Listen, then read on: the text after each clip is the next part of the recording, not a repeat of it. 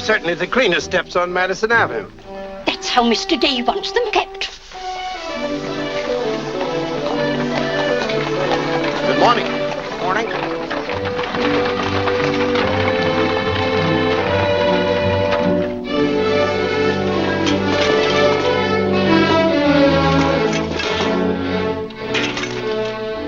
You're new here, aren't you? Just this morning. This is the way Mr. Day gets his milk. Get up.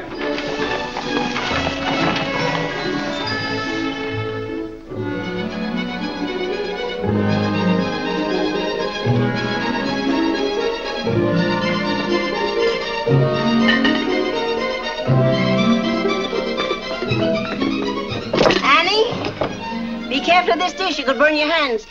And keep the cover on till you're ready to serve them. Mr. Day likes his muffins hot. I'll do that.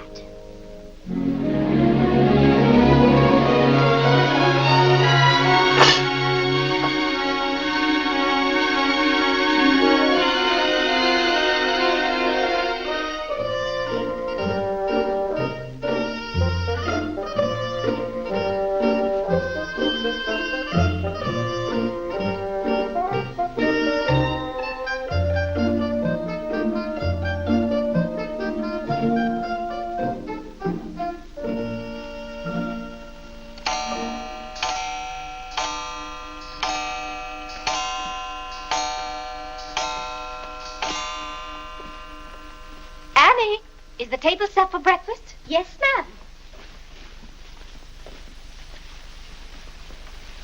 Good morning, ma'am. Good morning, Annie. How are you getting along? All right, ma'am. I hope. Now, don't be nervous just because this is your first day. Everything's going to be all right. But I do hope nothing goes wrong. Oh, no, Annie. The cream and sugar go down at this end. Oh, I thought in the center, ma'am. Everyone could reach the mace here. Mr. Day sits here. Oh, excuse me. I didn't know where to place the napkins, ma'am. You can tell by the rings. The boys have their initials. C for Clarence. He sits here. J for John. Here. W for Whitney. He sits over there, next to his father. Yes, ma'am. And the one with the little dog on it is Harlan's, of course. He's the baby. This narrow, plain one is mine. And this is Mr. Day's. It's just like mine, except that it got bent one morning. And that reminds me, Annie, always have Mr. Day's coffee piping hot. Yes, ma'am. And whenever Mr. Day speaks to you, just say yes, sir. Don't be nervous. You'll get used to him. Yes, ma'am. Oh, that beautiful rubber plant. I'm so glad it came. You mustn't water it every day. Too much moisture makes it very unhappy. Oh, good morning, Mother. I thought you were still upstairs. Good morning, Clarence. Father must be talking to himself. A redhead. Did you sleep well, Mother? Yes, thank you, dear. Golly, I'm hungry. Oh, and Annie, we always start with fruit in the morning, except the two younger boys who have their porridge and milk. Jiminy, another wreck on the New Haven. That always disturbs the stock market. Father won't like that. I do wish the New Haven would stop having wrecks if they knew how it upsets your father. My soul and body, Clarence, what's happened to your coat? Oh, it ripped open again. Margaret mended it for me, but it won't stay mended. Oh, dear. Well, I'll just have to speak to your father about a new suit of clothes. Clarence, why did you take my H2S so far out of our clothes closet? I've told you 100 times that closet's not to make experiments in. 2. Good morning, Mother. John, have you been making those chemical smells again? No, Mother. I'm making an electric battery. It'll ring a bell and everything. You know your father doesn't like electricity. But, Mother, everything's going to be electricity. Not in this house. Oh, God! What's the matter, Claire? What's wrong? Where's my necktie? Which necktie? The one I gave you yesterday. It isn't pressed yet. I forgot to give it to Margaret. I told you distinctly I wanted to wear that necktie today. You've got plenty of neckties. Put on another one right away and come down to breakfast. I don't know what this world's coming to. Mother, may I have my breakfast early? I'm going to play baseball. 3. Whitney, before you leave the house, you have to study your catechism. But, Mother, they're going to let me pitch today. Good morning. Who won? The Giants, 7-3. Buck Ewing hit a home run. Let me see. Boys, don't wrinkle the paper before your father sees it. Mother, could you ask me my catechism now? I think I know it. Well, let's see. What is your name? Whitney Benjamin. Who gave you your... Come and help me down, Mother. to come down, Mom. Good morning, darling. Good morning, Mother. How's your finger? It itches. Good, that's a sign it's getting better. Come along. Oh. Let's see, what was I doing? Oh, yes, the catechism. Who gave you your name? My sponsors at baptism, wherein I was made a member of Christ, the child of God, and an inheritor of the kingdom of heaven. Mother, if I hadn't been baptized, wouldn't I have any name? Not in the sight of the church. What did your sponsors then for you? They did promise and vow 3 things in my name. First, that I should renounce the devil and all his works, the pomps and vanity of this wicked world, and all the sinful lusts of the flesh. And secondly, that I believe all the articles of the Christian faith. And thirdly, that I should keep God's holy will and commandments, and walk in the same all the days of my... Good morning, boys. Good morning. Good morning. Morning, Father. Father. Morning, Vinny. Have a good night? Yes, thank you, Claire. Good. Sit down, boys. What's that thing doing in here? Claire, that's our new rubber plant. Place for rubber plants is on the equator. Take that object out, Catherine. You're not Catherine? No, sir. Good. Never liked Catherine anyway. Thank you, Clarence. Put it somewhere else, Annie, but not too near a window. Sit down, Harlan. Thank you, dear.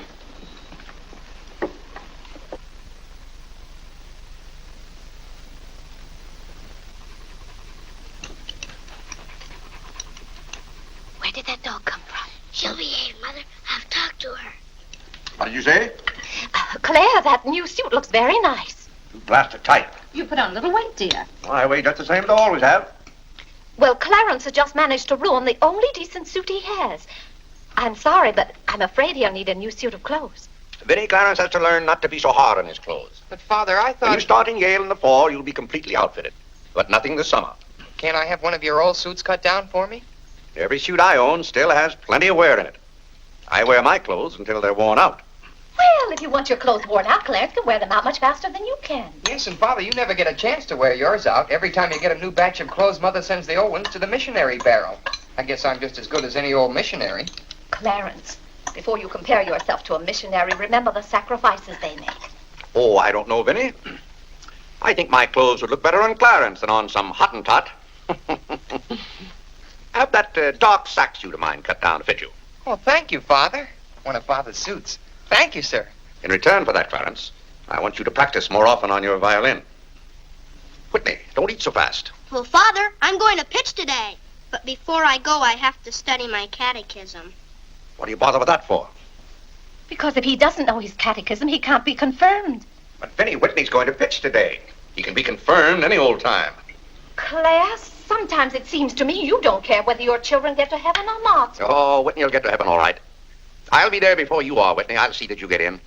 And Whitney, when we get to heaven, we'll organize a baseball team of our own. Good. Be just like you to try and run things up there. Well, from all I've heard about heaven, it seems to be a pretty unbusinesslike place. They could probably use a good man like me.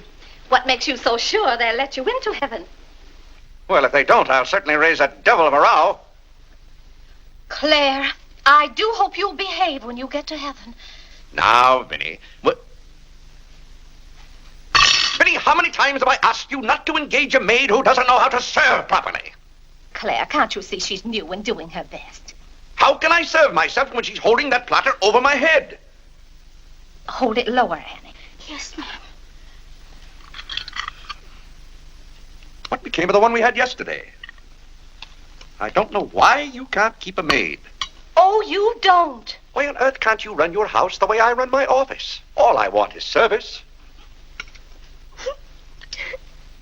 What the devil's that noise?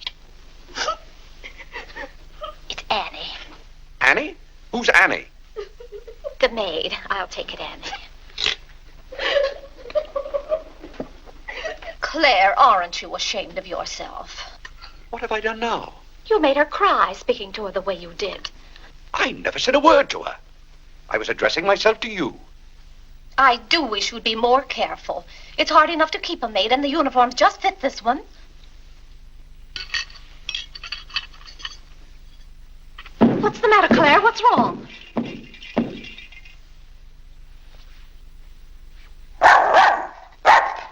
What in the name of... Well, Where did you come from? Who do you belong to? She's mine, Father. Her name is Princess. Looks more like a prince to me. What's wanted? Margaret, this bacon's good. Oh, Well, it's good. yes, sir. Harlan, how's that finger? Come here, let me see it. Yes, Father. Ah, yes, that's healing nicely. I guess you'll know the next time that cats don't like to be hugged. It's all right to stroke them, but don't squeeze them. Now go back and finish your oatmeal. I don't like oatmeal, Go on and finish it. It's good for you. but I don't like it. I'll tell you what you like and what you don't like. You're not old enough to know about such things. You've no business not to like oatmeal. It's good. I hate it. That's enough. We won't discuss it. Eat that oatmeal at once.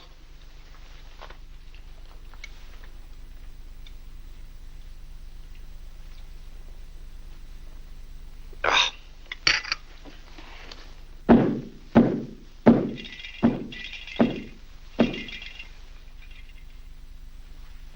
John, that letter's for your mother. I finished my oatmeal, Father. May I be excused? Yes, Whitney, you may go. It's a good game. I will. Whitney? Yes, Mother. My catechism. Never mind this morning, darling. Run along. Thank you, Mother. What's wanted? Margaret, what is this? Coffee, sir. It is not coffee. You couldn't possibly take water and coffee beans and arrive at that. It's slops, that's what it is. Slops. Take it away. I come down to this table every morning hungry. Well, if you're hungry, Claire, why aren't you eating your breakfast? I am. Aunt Judith wants me to come up and visit her. Now, Vinny, I want no more relatives in this house. We are going to live here by ourselves, in peace and comfort. Claire, I was saying Aunt Judith wants me to visit her. Oh. Eat your oatmeal, dear. Now, what on earth is this? Dear friend Day, we are assigning you the exclusive rights to Staten Island for selling the Gem Home Pop-Up of popcorn. I think that's for me, Father. But then why isn't it addressed to Clarence Day, Jr.? Oh, it is. I wouldn't get mixed up in popcorn, Clarence. It's too indigestible. Confound it, another wreck on the New Haven. If you please, ma'am, there's $1 due on a package. It's from Lewis and Conger's. Oh, yes, those kitchen knives I ordered. Make a memorandum of that, Vinny. $1, and whatever it was for. Of course, Claire. I must have a record of what is spent running this house. I've never understood what good a record is after the money's gone. There's just $1, Margaret. Vinny, this house must be run on a business basis. Of course, dear. That's what the household accounts are for. Oh, Claire, it's 8:30. You don't want to be late at the office. Plenty of time. Annie, clear the table now. Yes, ma'am, I'll do that. Clarence, John, Yes, Mother? you boys go up and move the small bureau from my room into yours. Who's coming? Cousin Cora, and she's bringing a friend with her, a young girl. A girl? You'll have to help entertain her, Clarence. Oh, Mother, do I have to? Wait till Father finds out we've got visitors. There'll be a rumpus. John, don't criticize your father. He's very hospitable. After he gets used to the idea. I like coffee, I like tea, I like the girls, and the girls like me. Well, I don't like girls, and they don't like me. Oh, God! Go on, boys, go on. What's the matter, Claire? What's wrong? How did that get in this room? Now, Claire, how was the new maid to know? Well, keep that abomination out of here. All right, I'll take it. Oh, Claire, dear, I'm afraid I'm going to need some more money. You were complaining about the coffee this morning. Well, that nice French drip coffee pot is broken, and you know how it got broken. Yeah, never mind that, Vinny. As I remember, that coffee pot cost $5 and something. I'll give you $6. When you get it, Vinny, enter the exact amount in the ledger. Of course, Claire. We can't go on month after month having the household accounts in such a mess. No, and I've thought of a system that will make my bookkeeping perfect. Well, I'm certainly relieved to hear that. All we have to do is open charge accounts everywhere, and the stores will do my bookkeeping for me. Now, wait a minute, Vinny. Then, when the bills come in, you'd know exactly where your money had gone. Yes, I certainly would. Vinny, we get enough bills as it is. Claire, dear, don't you hate those arguments we have every month? I certainly do. Not to have those, I should think, would be worth something to you. Well, I'll open an account at Lewis and Conger's and one at McCreary's to start with. Thank you, Claire. We'll see how it works out. Thank you. Oh, The rector's coming to tea today. The rector? Well, I'm glad you warned me. I'll go to the club. Don't expect me home until dinner time. Claire, dear, I do wish you'd take a little more interest in the church. Getting me into heaven is your business, Vinny. If there's anything wrong with my ticket when I get there, you can fix it up. Everybody loves you so much, I'm sure God must too. I'll do my best, Claire. It wouldn't be heaven without you. If you're there, Vinny, I'll manage to get in some way, even if I have to climb the fence. Sweet Marie, come to me, sweet Marie. Margaret! Margaret! Oh, Gad! What's the matter, Claire? What's wrong? Why did God make so many dumb fools and Democrats? Oh, politics. Yes, but it's taking the bread out of our mouths. Huh. Honest Hugh Grant. Honest. Bah. Fine mayor you've turned out to be. If you can't run this city without raising taxes every 5 minutes, you'd better get out. Let someone who can. Richard Croker's running this town, and you're just his cat's paw. Tell me this. Are these increased taxes going into public improvements, or are they going into graft? Answer me that honestly if you can, Mr. Honest Hugh Grant. You can't. I thought so. Bah! Don't order dinner. You were elected to office on the promise that you would put an end to all this thievery and corruption. Have you put an end to it? No. You've encouraged it. Every day there's some new raid on the public treasury. If you don't stop plundering the pocketbooks of the good citizens of New York, we're going to throw you and your boodle board of aldermen out of office. I'm warning you for the last time. It's robbery. That's what it is. Highway robbery. Annie. If Annie. you think we're going to submit to this... Take this fresh cup of coffee into Mr. Day. Tell you, sir. But Mr. Day's Real got a estate owners visitor. of New York City are not going to tolerate these conditions any Nonsense. longer. Run along in now. We pay you a good round sum to watch after our interests, and all we get is inefficiency. I know you're an nincompoop, and I strongly suspect you of being a scalawag. You're not going to escape your legal responsibilities. Legal responsibilities? By gad, I mean criminal responsibilities. Don't think for 1 minute we're going to let you escape. We're going to throw you into jail.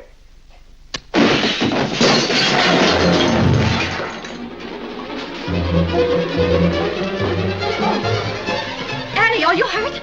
He can't throw me into jail. Vinny? Vinny, why can't I have quiet here in the morning? Claire, what happened? It sounded to me as though that maid dropped a whole tray of dishes. Yes, but what did you say to her? Say to her? I haven't seen her since breakfast. I've got to get to the office. Oh, yes, Claire, you don't want to be late. I'll be home in plenty of time for dinner. Why don't we have chicken fricassee tonight? Well, Claire, chicken's gone up. It's 8 cents a pound.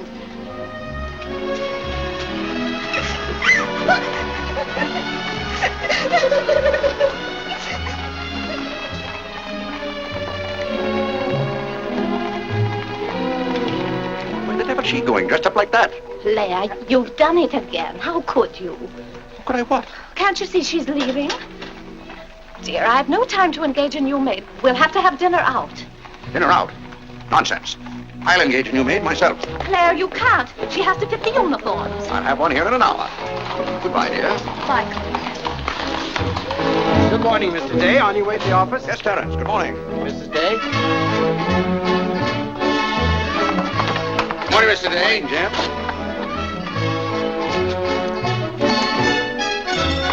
Get here.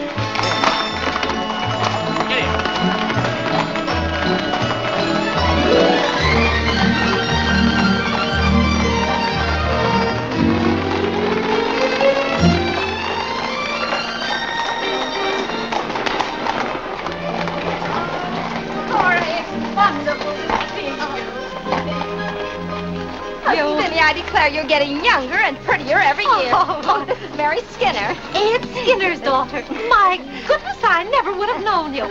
Just leave your things out here and come right on in. I heard my father talk so much about you, Mrs. Day. Did he tell you how he used to dip my pigtails in the inkwell at school?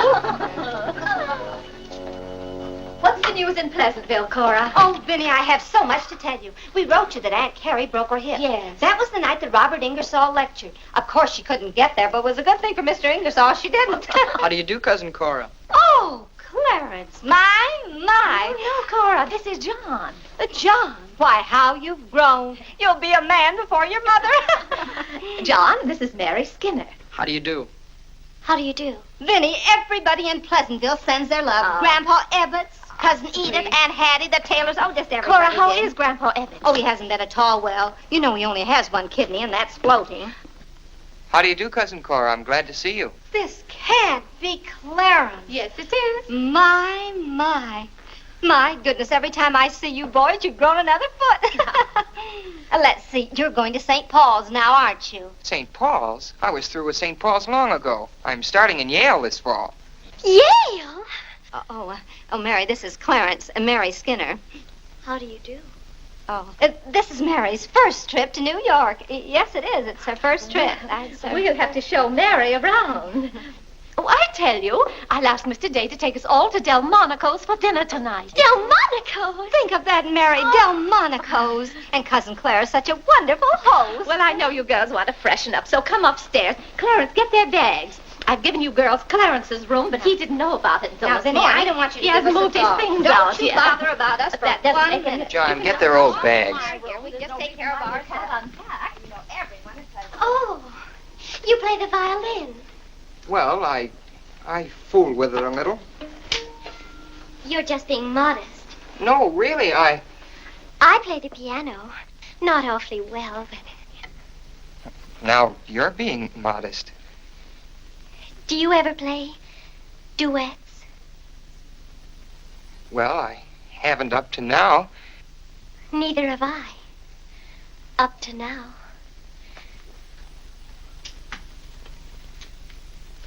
Cora didn't tell me about you. I never met a Yale man before.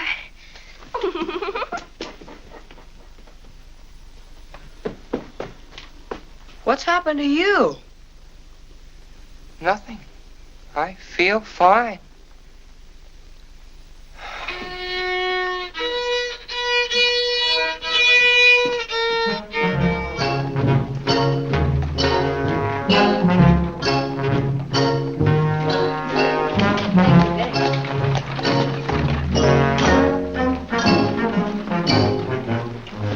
Where do you keep them?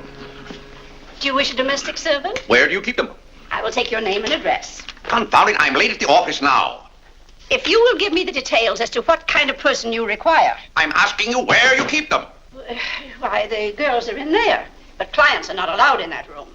If you will tell me the kind of a position you wish to have filled, I will be very glad to...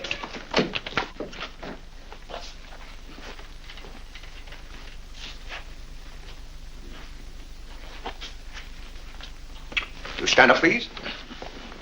Sir, this is quite against the rules. I must know what you want the girl for.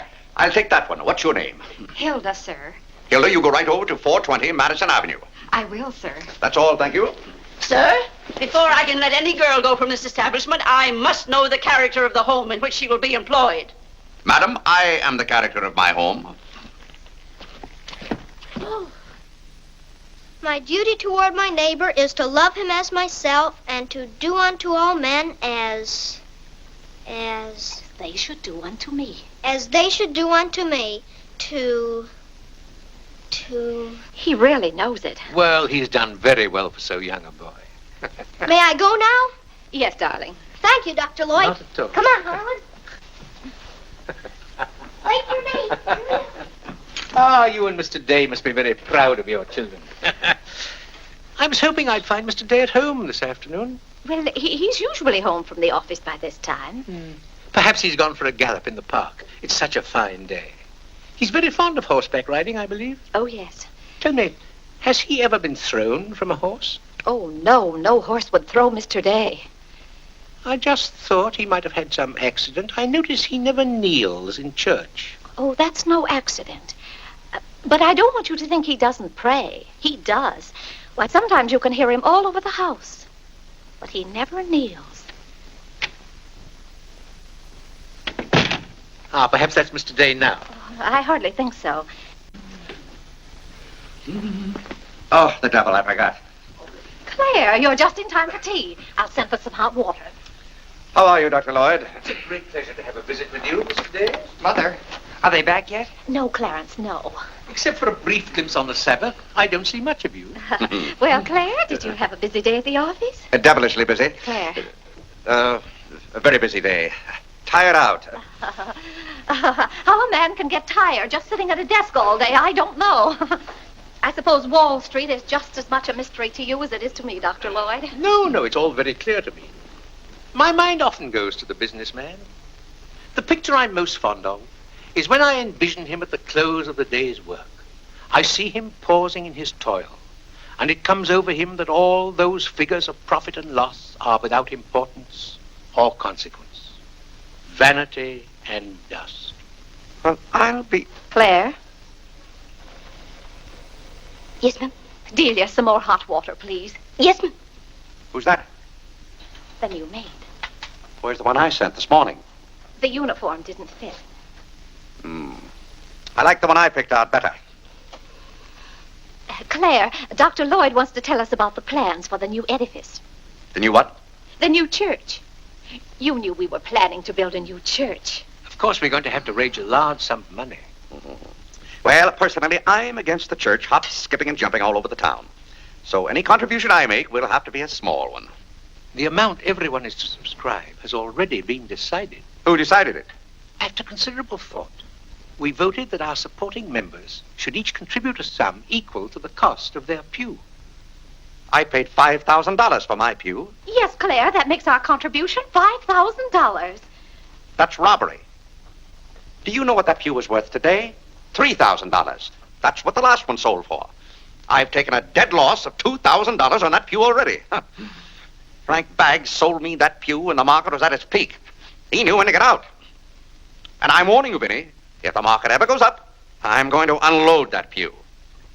Clarence Day, how can you speak of the temple of the Lord as though it was something to be bought and sold on Wall Street? Now, Mrs. Day, your husband is a practical man.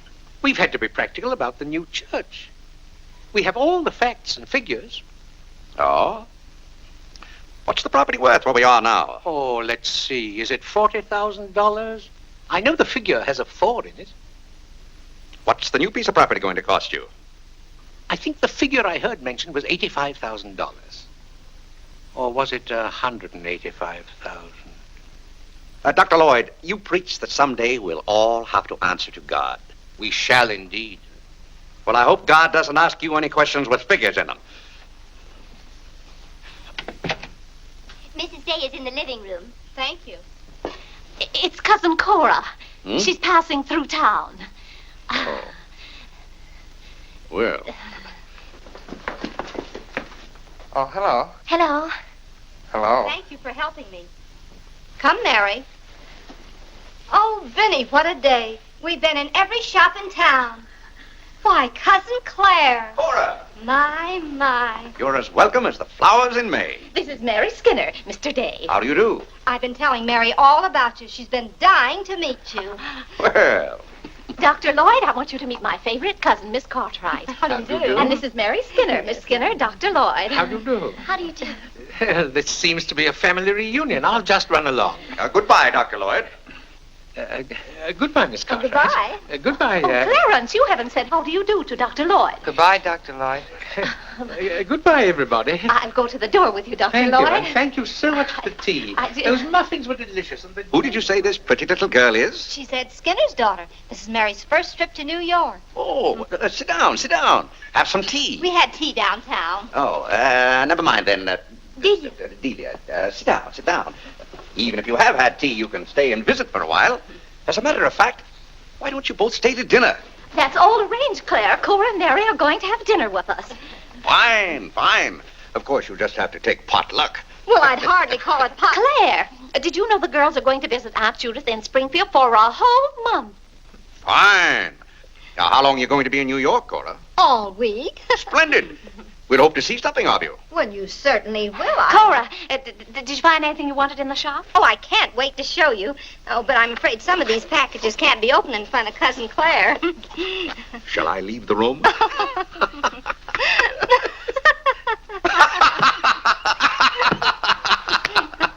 Oh, Clarence, would you take the packages in the hall up to our room, or should I say your room? Wasn't it nice of Clarence to give up his room to us for a whole week? Cora, come on, I just can't wait to see what's in those packages. Well, we'll be back soon.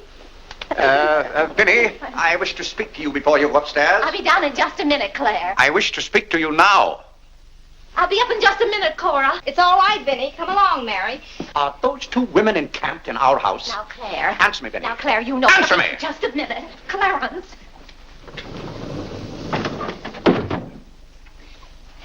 Now, Claire, you know you've always been fond of Cora. What has that to do with her planking herself down in my house and bringing hordes of strangers with her? How can you call that sweet little girl a horde of strangers? Why don't they go to a hotel?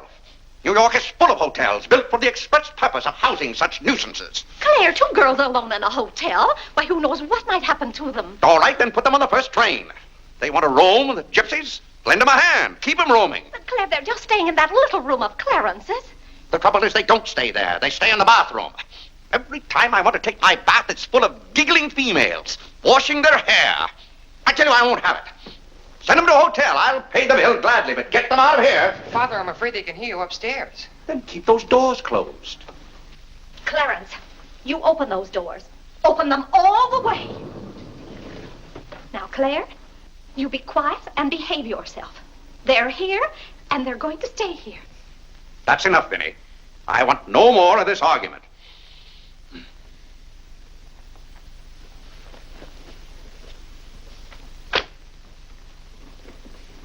Oh, tcha! What I don't understand is why this swarm of locusts always descends on us without any warning. Oh, thunders!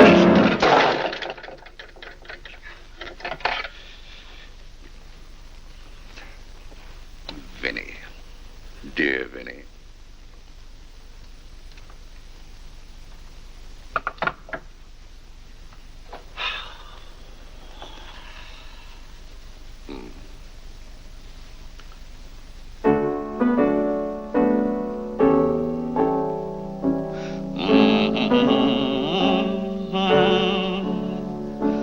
And flickering shadows softly come and go.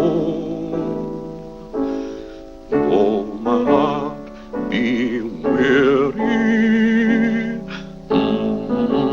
Father, may I go along with the rest of you to Delmonico's? What's that, Delmonico's? You're taking Mother, Cousin Cora, and Miss Skinner to Delmonico's for dinner tonight. Oh, Gad! I won't have it. I won't have it. I will not have my life arranged for me. I bought this house for my own comfort. I will not submit myself to this indignity. Now, Claire, what's the matter? I won't stand it. By heaven, I won't stand it. Clarence. Do I understand that I am not permitted to have dinner in my own home? Oh, Claire, a little change will do you good. I have a home to have dinner in, and any time I can't have dinner at home, this house is for sale. Well, Claire, you can't have dinner here tonight because it isn't ordered. And besides, Cora and Mary want to see something of New York. Well, that's no affair of mine. I am not a guide to Chinatown and the Bowery. Oh, Mr. Day, I just love your house. I could live here forever.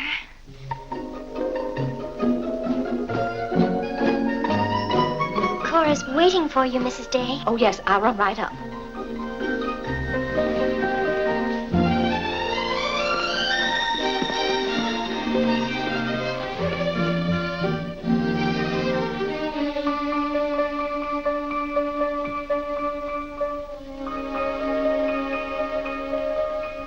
I'm glad you like our house, Miss Skinner. I like it very much, Mr. Day. Praise from a stranger is approbation indeed. At home, our living room is green. I like green. I like green, too. Red's my favorite color. It's an interesting thing about colors. Red's a nice color in a house, too, but outside, too much red would be bad. I mean, for instance, if all the trees and the grass were red. Outside, green's the best color. That's right. I never thought of it that way. But when you do think of it, it's quite a thought. I bet you make your mark at Yale. Oh. My mother wants me to go to college. Do you believe in girls going to college? I guess it's all right if they want to waste that much time. Before they get married, I mean. I'm glad you're fond of music, Mr. Day. Oh, hello. Look, a new youth companion. John enjoys the youth's companion. John. Won't you sit down? Oh, thank you. It tells all about connecting batteries in series. John, Miss Skinner and I were talking. Oh, that's all right. You won't bother me. Jiminy, there's where I made my mistake. I didn't mix enough blue vitriol with it.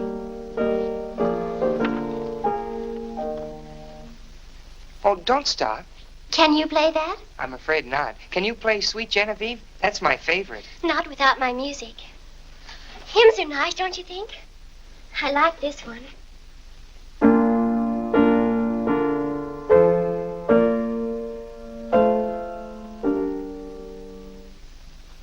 That's funny. The words are the same, but it's the wrong tune. Oh, it can't be the wrong tune. We sing it exactly that way in church. We don't sing it that way in the Methodist church. You see, we're Methodists. Oh, that's too bad. Oh, I don't mean it's too bad that you're a Methodist. Anybody's got a right to be anything they want, but what I mean is, we're Episcopalians. Yes, I know. Anyway, the words are the same. Shall we begin?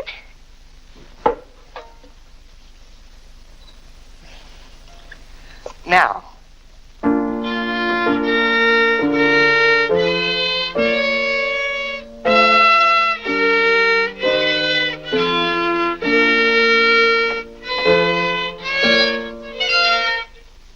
Oh, dear.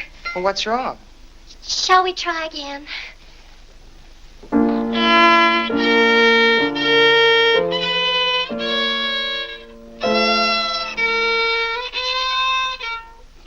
It must be my fault. Oh, no, it's my fault. No, you're the Episcopalian.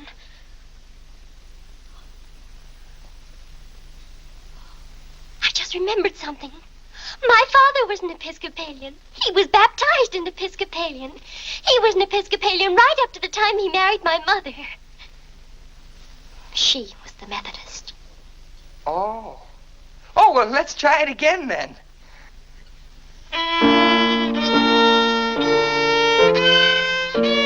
Well, Clarence, if you're going to Delmonico's with us, you'd better get dressed. Am I going to? Jiminy! Thank you, Father. Be ready in just a minute, Mother.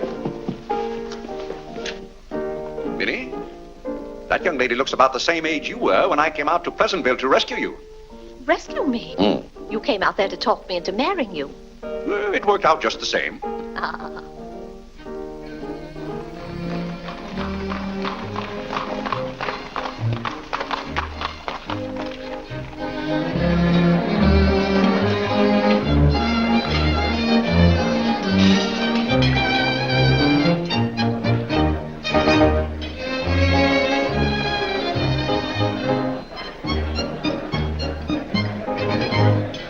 L'addition, François. Oui, monsieur, tout de suite.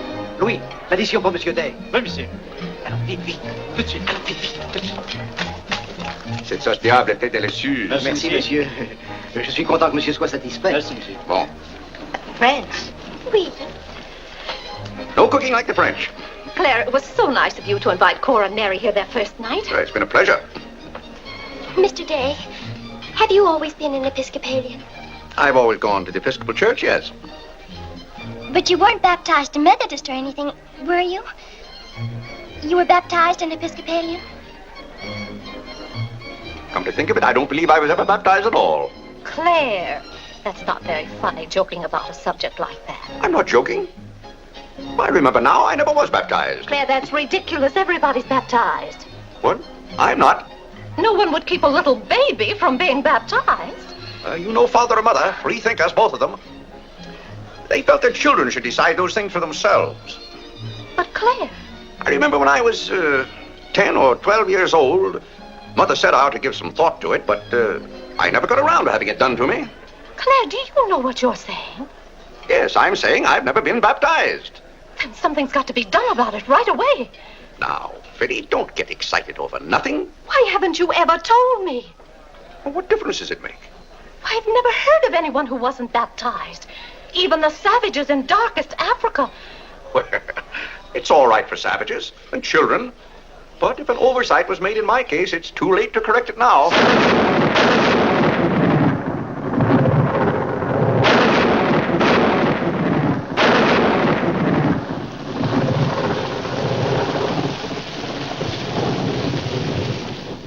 What if you're not baptized? You're not a Christian. Why, confound it, of course I'm a Christian. A mighty good Christian, too. A lot better Christian than those psalm singers in church. But you can't be if you won't be baptized. I won't be baptized, and I will be a Christian. I'll be a Christian in my own way. Claire, don't you want to meet us all in heaven? Of course. And I'm going to. But you can't go to heaven if you're not baptized. Ah, that's a lot of falderall. Clarence Day, don't you blaspheme like that. You're coming to church with me before you go to the office in the morning and be baptized then and there. Benny, don't be ridiculous. If you think I'm going to stand there and let Dr. Lloyd splash water on me at my age, you're mistaken. No, I'm sleepy. Good night, Benny.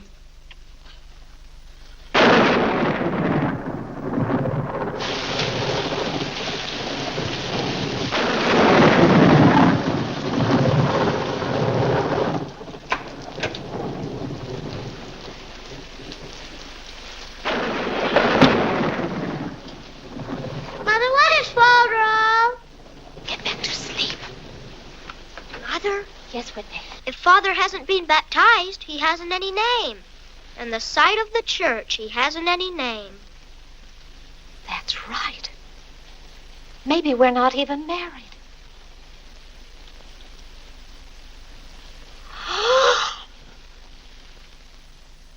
We, thine unworthy servants, do give thee most humble and hearty thanks for all thy goodness and loving kindness to us and to all men.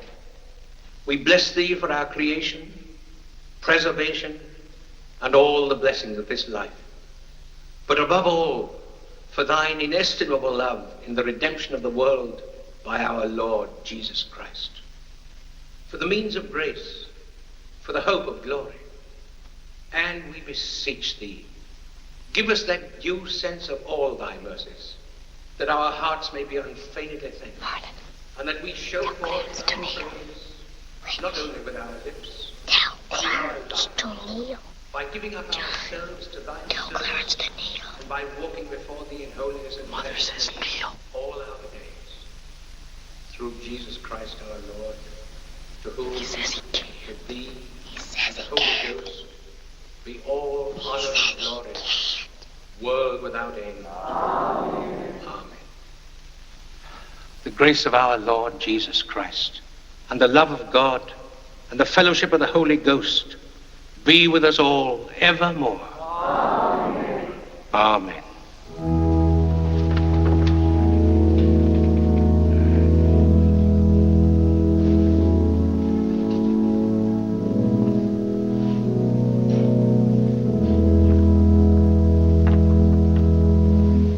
And so, my friends, what comfort and security it gives us when we have reached the age of understanding to know that the rite of baptism has not been neglected in our infancy or youth.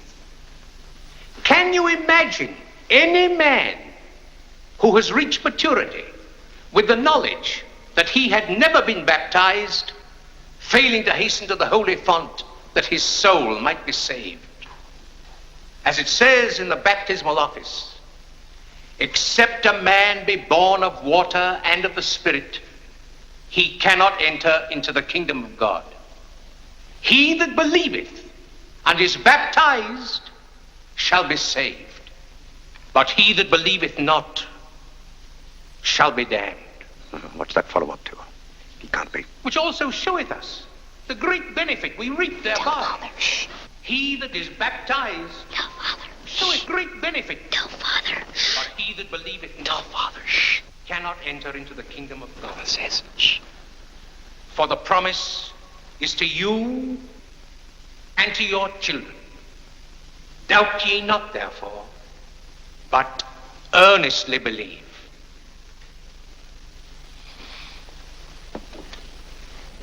In the name of the Father, and of the Son, and of the Holy Ghost. Amen.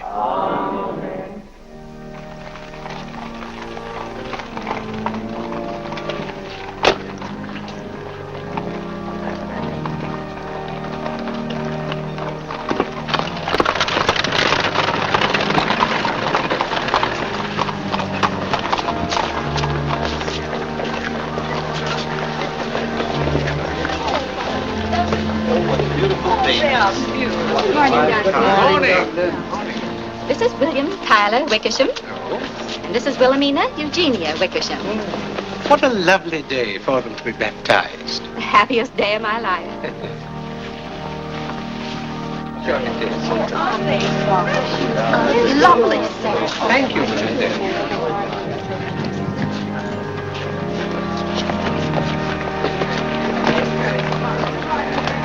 Claire, you know I didn't ask Dr. Lloyd to do that. You must have said something. Well, I had to find out from him if we were really married. I am married and I'm not baptized. And as far as I'm concerned, the whole congregation can know it. They certainly know it now. That suits me. I don't go to church to be preached at as though I were some lost sheep. Claire, you don't seem to understand what the church is for. Minnie, if there's one place the church should leave alone, it's a man's soul.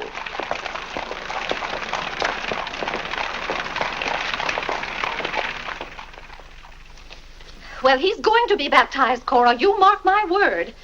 I just couldn't go to heaven without Claire. Why, I get lonesome for him even when I go to Ohio. It's awfully hard on a woman to love a man like Claire so much.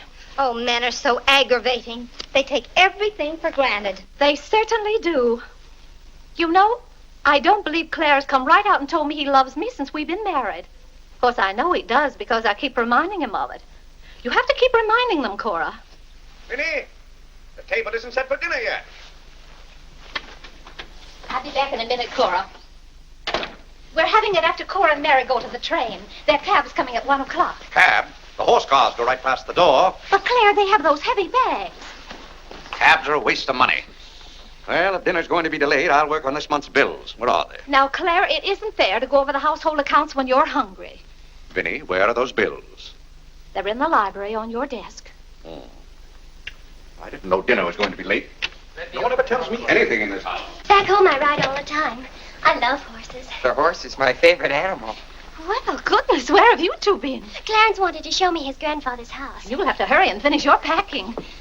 It won't take me long. Can I help you pack? Clarence! Clarence? Why didn't you kneel in church today? I just couldn't. If it's because your father doesn't kneel, you must remember he wasn't brought up to kneel in church. But you were. Has it anything to do with Mary?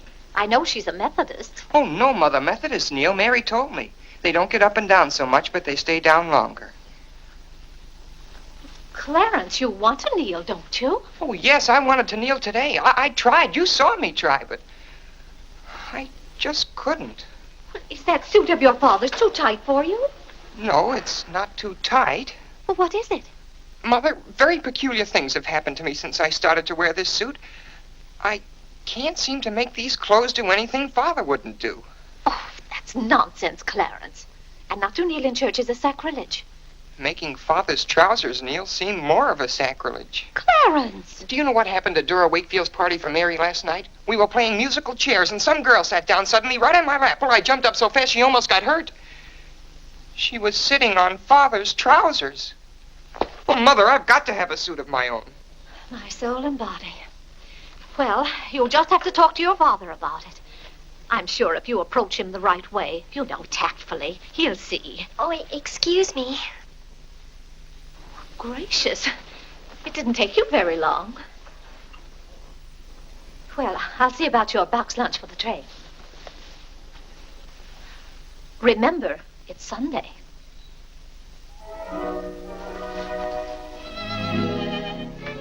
I was hoping we could have a few minutes together before you left. Cora had so much to do, I wanted to get out of her way. Well, didn't you want to see me? I did want to tell you how much I've enjoyed our friendship.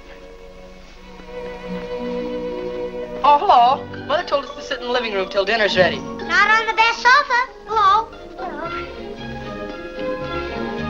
Have you ever been out on our porch? Oh, yes. Well, let me show it to you. It's awfully hard to grow up in a family with children. My, I've never known a week to pass so quickly. Why, Yes? Yes?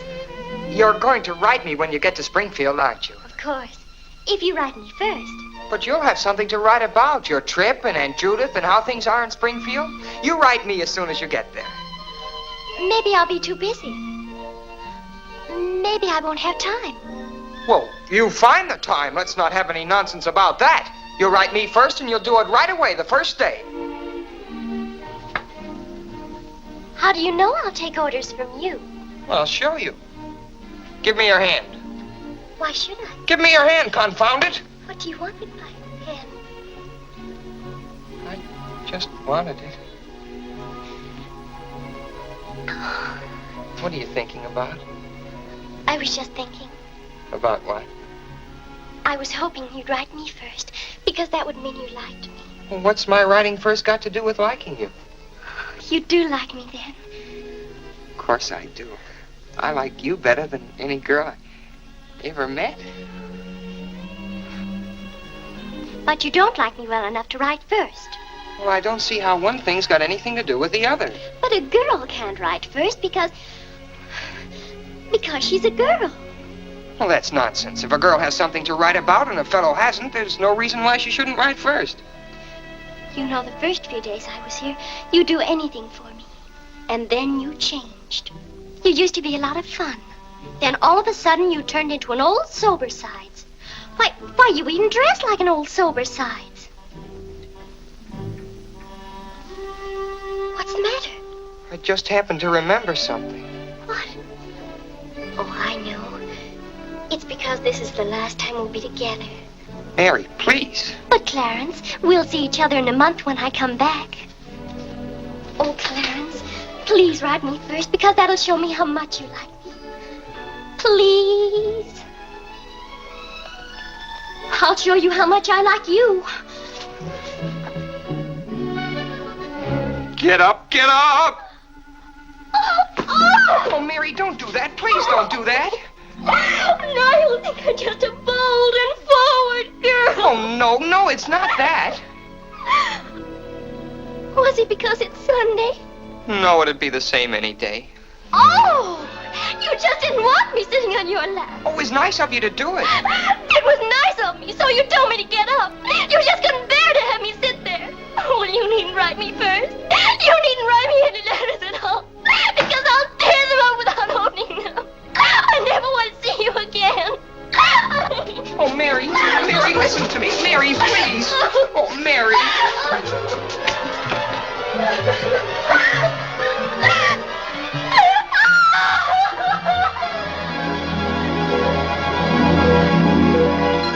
Clarence!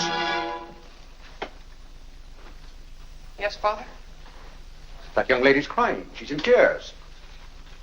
What's the meaning of this? I'm sorry, Father. It's all my fault. Nonsense. What's that girl trying to do to you? Oh, no, she wasn't. It was... Well, whatever the quarrel was about, Clarence, I'm glad you held your own. Father, I have to have a new suit of clothes. You've got to give me the money for it. Young man, do you realize that you're addressing your father? I'm sorry, Father. I apologize. But you don't know how important this is to me. A new suit of clothes is so important. Oh, why should... Clarence, has your need for a new suit of clothes anything to do with that young lady? Yes, Father. Why, Clarence. Why, this comes as quite a shock to me. What does, Father? For your being so grown up. Still, I might have known if you were going to college this fall. Yes, you're at the age when you'll be meeting girls. Clarence, there are things about women that I think you ought to know. Sit down.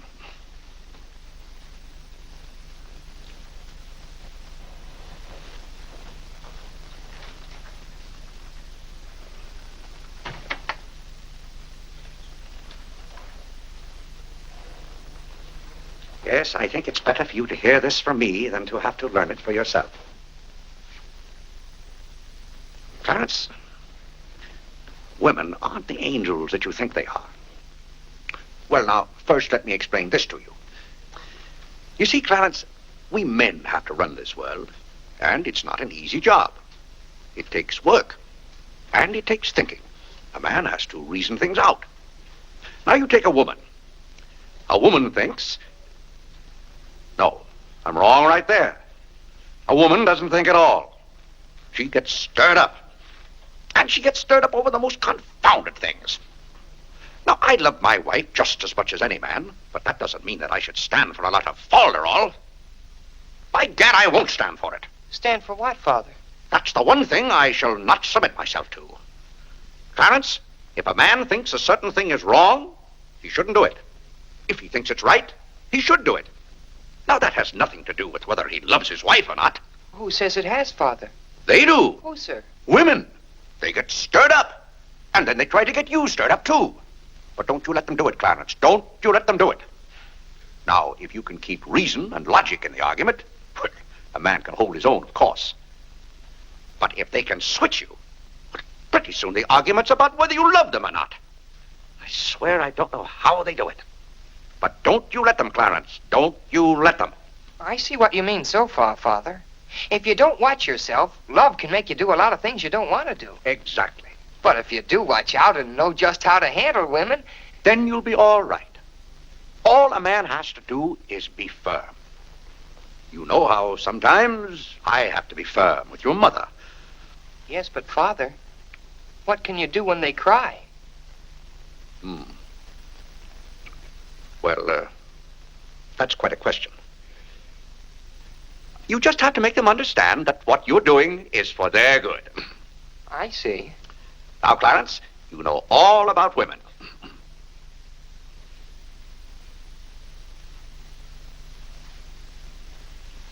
But, Father... Yes, Clarence? I thought you were going to tell me about... About what?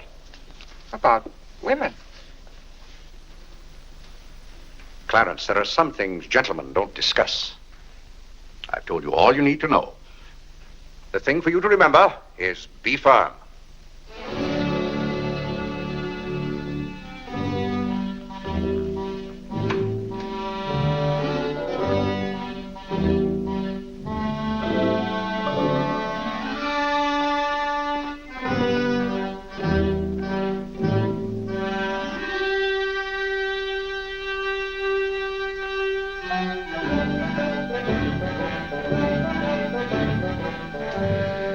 Mary, when you get to Springfield, the very first thing you...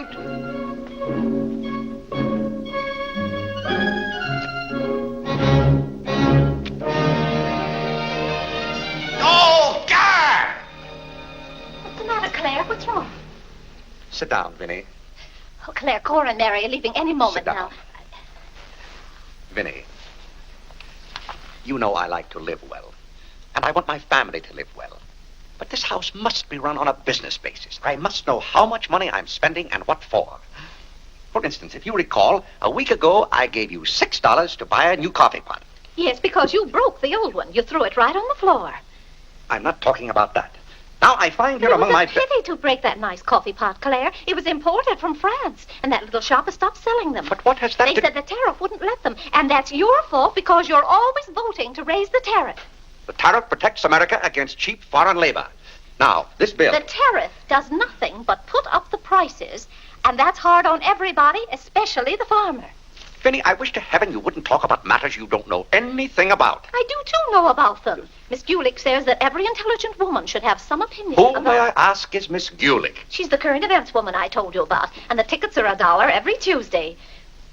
Do you mean to tell me that a pack of idle-minded females pay $1 apiece to hear another female gabble about the events of the day?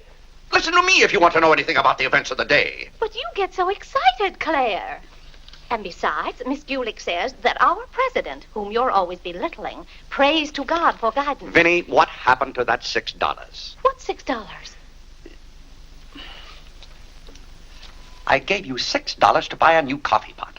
Now I find that you apparently got one at Lewis and Congress and charged it. Here's the bill. One coffee pot, $5. So you owe me $1, and you can hand it right over. I'll do nothing of the kind. What did you do with that $6? Well, Claire, I can't tell you now, dear. Why didn't you ask me at the time? I give up. Wait a minute. I spent $4.50 for that new umbrella. Now we're getting somewhere. One umbrella, $4.50. And that must have been the week I paid Mrs. Tobin for 2 extra days washing. Mrs. Tobin. That's $2 more. $2. That makes $6.50, and that's another 50 cents you owe me. I don't owe you anything. What you owe me is an explanation of where my money's gone. I do the best I can to keep down expenses. You know yourself, Cousin Phoebe spends twice as much as we do. Don't talk to me about your cousin Phoebe. You talk about your own relatives enough. That's not fair, Vinny. When I talk about my relatives, I criticize them. I can't even speak of Cousin Phoebe. You can speak about all you want to, but I won't have Cousin Phoebe or anyone else dictating to me how to run my house. I didn't say a word about her dictating. Claire, you know she isn't that. You said... Well, I don't know what you said now. You never stick to the point. Now, we're going over this account book, item by item. I find here a bill for $38. I don't know what you expect of me. I tire myself out chasing up and down those stairs all day long, trying to look after your comfort, to bring up our children. I do the mending and the marketing. Now you want me to be an expert bookkeeper, too.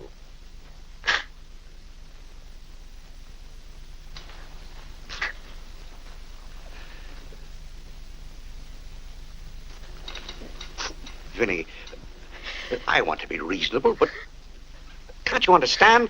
I'm doing all this for your own good. Oh.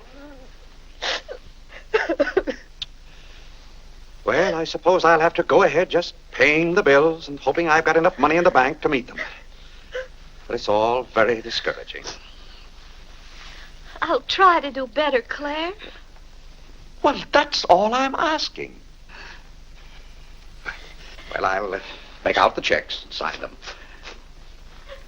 But maybe I haven't any right to sign those checks since in the sight of the Lord I haven't any name.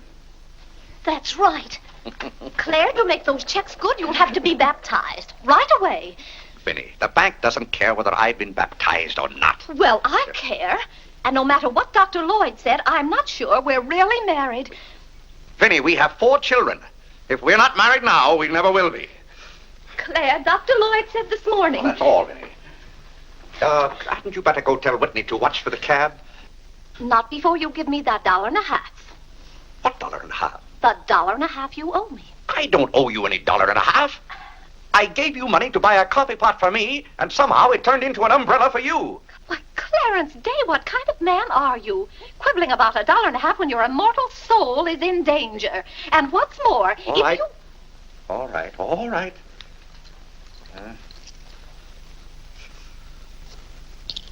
Thank you, Claire. Now the accounts are all straight again.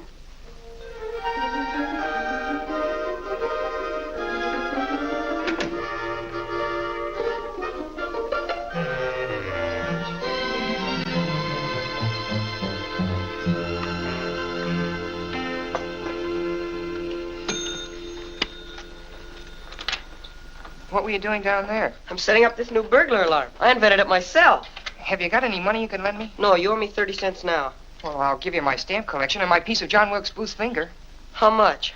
Enough to get a new suit of clothes? If you can wait a month till I hear from the patent office in Washington, I may be rich. Well, I can't wait that long. Maybe I could get it sooner. I'm going to look into something else tomorrow. Wanted, an energetic young man to sell household necessity. Liberal commission. Apply 312 with... John, let me have this job. Why should I give you my jobs? They're hard to get. But I've got to get a new suit of clothes. Maybe I could get the job for both of us. I'll ask the man.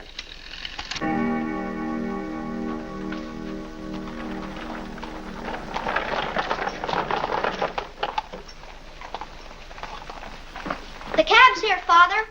Oh, thank you, Whitney. Vinny, Cora, the cab's here. John, go up and get their bags. Yes, sir. Here's the lunch for the train, sir. Take it out to the cab. Who's that one? It's Ellen. Delia left yesterday. I don't know where your mother finds them. Now, Vinny, don't you let Clara worry about us. We have plenty of time. Take the bags right on out, John. Yes, sir. Well, goodbye, Clarence. It was so nice to see you Goodbye, again. Cousin Cora. Goodbye, Whitney. Now, you be a good boy. Goodbye, Cousin Cora. Goodbye, Harlan.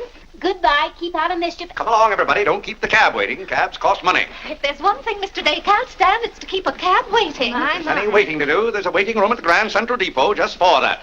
Mary, aren't you even going to shake hands with me? I don't think I'd better. You may remember that when I get too close to you, you feel contaminated. Mary, you're going to write to me, aren't you? Are you going to write first? No, Mary. There are times when a man must be firm. Mary, Mother says you better hurry out before Father starts yelling. It's Sunday. Goodbye, John. I'm very happy to have made your acquaintance. Thank you. May I help you? No, thank you. Take care of yourself. Goodbye, Mr. Day. Goodbye, Mary. Goodbye, Mrs. Day. I've had a wonderful Goodbye, time. Mary. Bye-bye. Goodbye. Goodbye, Cousin Claire. Goodbye, Cora. Goodbye, Cora.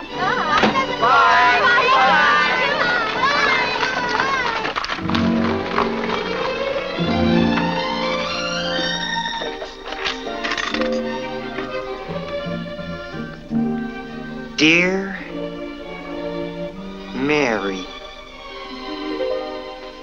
My duty toward my neighbor is to love him as myself and to do to all men as I would they should do unto me. Has Father gone to the office yet? Come on, let's go over to the ball field. I've got to guard this box till John comes back. It's his burglar alarm. It wouldn't work, so he fixed it. We're going to put it back in the dining room after Father goes to the office. Are there burglars around? Everywhere. Oh.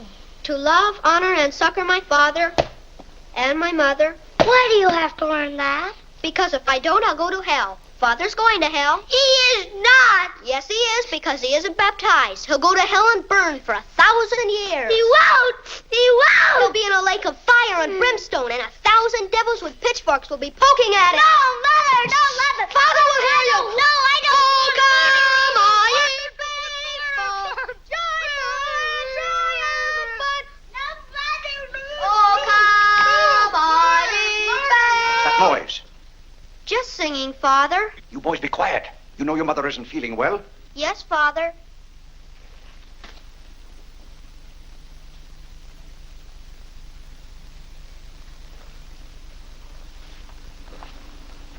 What did your mother say?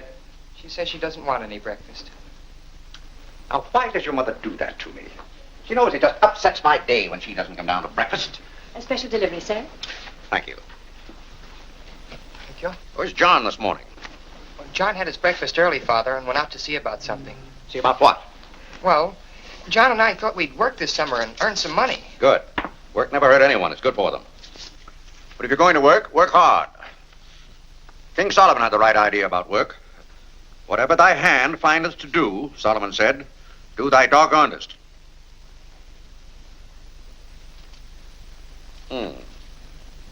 Well, I don't understand this at all. Here's a letter from some woman I never even heard of. Oh, Father. Oh, Gad! What is it, Father? This woman claims that she sat on my lap and that I didn't like it. Huh. What's that word? No, that one down there. It looks like curiosity. Oh. I only opened your letter as a matter of curiosity. Yes, go on. Why, this gets worse and worse. It just turns into a lot of sentimental, lovey-dovey mush. Tcha! If this is someone's idea of a practical joke. What's the matter, Claire? What's wrong? Nothing wrong. Just a fool letter. How are you feeling, Vinny? I thought you needed me. If you don't, I'll go back to bed. Oh, no. Come sit down and get some food in you. Do you good. Build up your strength. Yeah, here, sit down. Here, what's this one's name? Nora. Nora, get Mrs. Day some bacon and eggs. No, Nora. No, bring me a cup of tea up to my room. Yes, ma'am. Oh, Vinny, it's just weak to give in to an ailment. I notice when you have a headache, you yell and groan and swear enough. Well, that's to prove to the headache that I'm stronger than it is. I think I've caught some kind of germ. Some of my friends have had to send for the doctor. The doctor? Oh, poppycock. But Claire, dear, when people are ill, you have to do something. Certainly I have to do something. Cheer them up. That's the way to cure them. How would you go about cheering them up? I'd tell them, bah.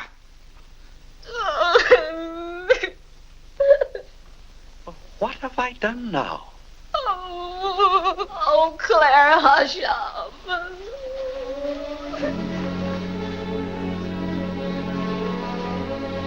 Hey, I didn't mean to upset you.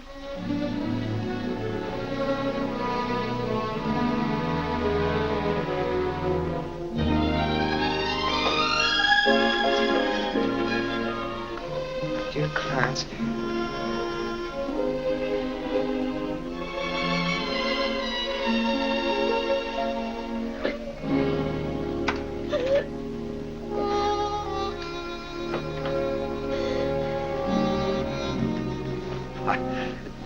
I was just trying to help you.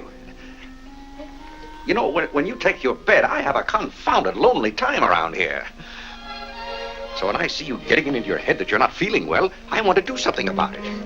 But just because some of your friends have given into this, no reason why you should imagine you're ill. Claire, stop. Get out of this house and go to your office.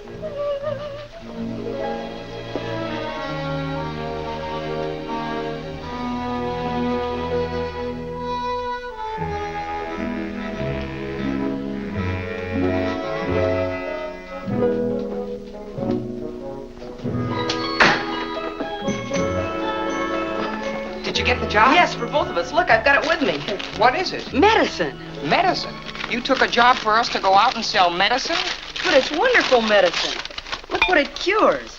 A sovereign cure for colds, coughs, catarrh, asthma, quinsy, and sore throat. Poor digestion, summer complaint, colic, dyspepsia, heartburn, and shortness of breath. Lumbago, rheumatism, heart disease, giddiness, and women's complaints.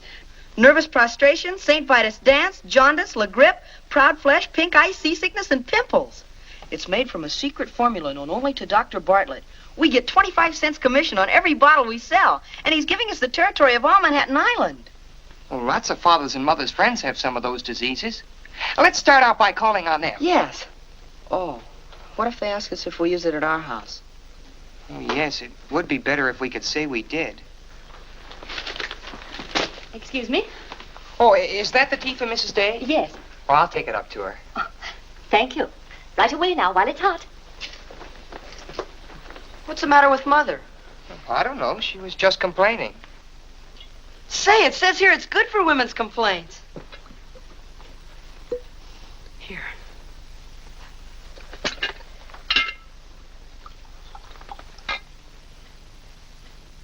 Yes, sir. Chesapeake and Ohio and 8. New York Central, 3/4. I'd like to see Mr. Day about those Morris and Essex bonds. Today's very busy this morning. You'll have to wait.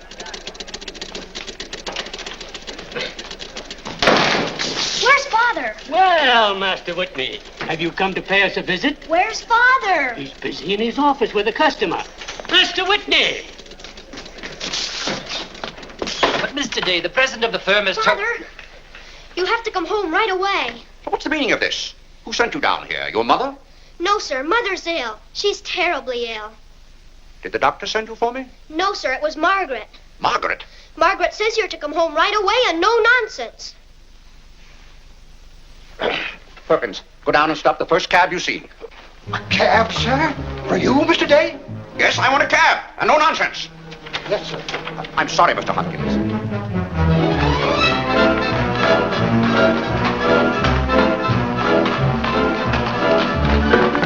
Confound you, can't you go any faster? All right. Get up. Get up there, do you hear me? Get up!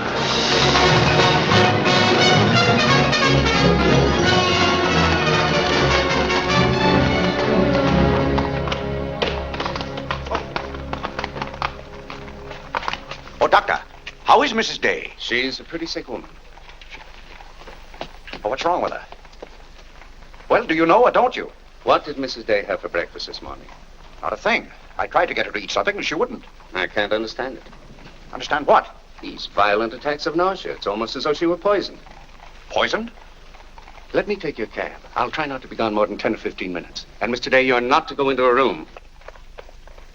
You'd better get her well. Right away, or you'll hear from me. Turn west on 47th Street. Get up, get up.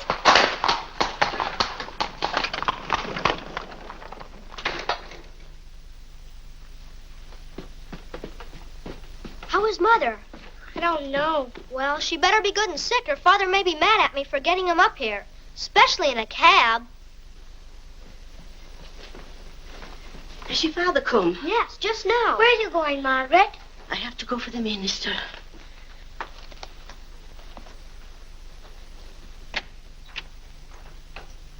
I guess the minister's coming to baptize Father, so I won't have to go to hell. You can't be baptized in a house. You've got to have water. We have lots of water. Not the right kind.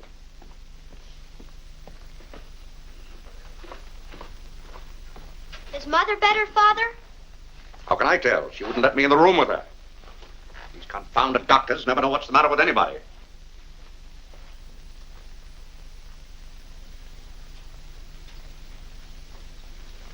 Father, Yes? Mother's going to get well, isn't she?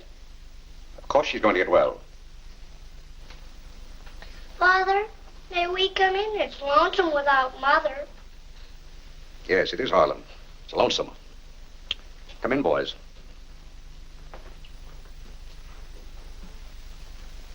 What have you been doing, Harlan? Nothing. They won't let me upstairs. What about you, Whitney? I was supposed to learn the rest of my catechism. Will you hear me, Father? Yes, Whitney, I'll hear you. Start here. How many parts are there in a sacrament? 2. The outward visible sign and the inward spiritual grace. What is the outward visible sign or form in baptism? Water, wherein the person is baptized in the name of... You haven't been baptized, have you, Father? Whitney, what is the outward visible sign? Water, wherein the person... You don't know it well enough, Whitney. You'd better go and study it some more. Do you want me to read to you, Harlan? Father, are they going to put you into hell? Whitney, take Harlan with you.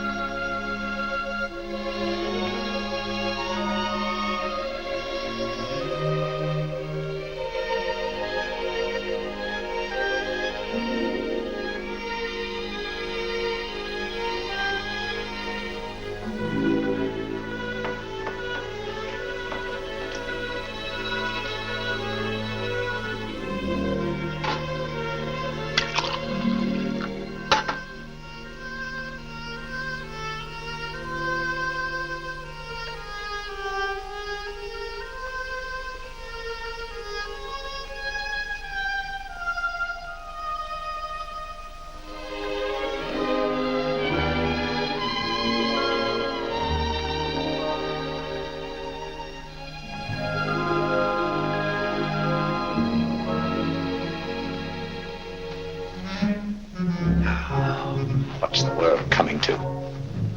Everybody's sending for the doctors. Doctors don't do you any good. Only make you feel worse. All poppycock. Who's ringing that bell? Stop that noise! Stop it, I say! What idiot's ringing that bell? Mr. Day, we must all be quiet. Mrs. Day is very ill. I know she's ill. Go up and see if she needs anything. And what are you doing out of the house?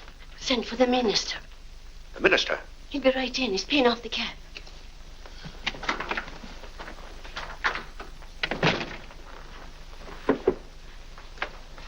I was deeply shocked to learn the serious nature of Mrs. Day's illness. Will you take me up to her? She's resting now. She can't be disturbed. The doctor will be back in a minute. Mrs. Day has been a tower of strength in the parish. Everyone liked her so much. Yes, she was a fine woman. I wish to heaven you wouldn't talk about Mrs. Day as if she were dead.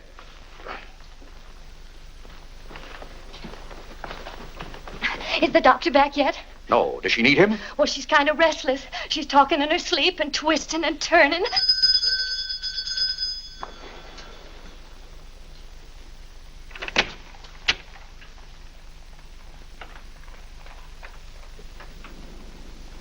Well, Doctor, it seems to me that was a pretty long 10 minutes. See here, Mr. Day, if I'm to handle this case... How can you handle it if you're out of the house?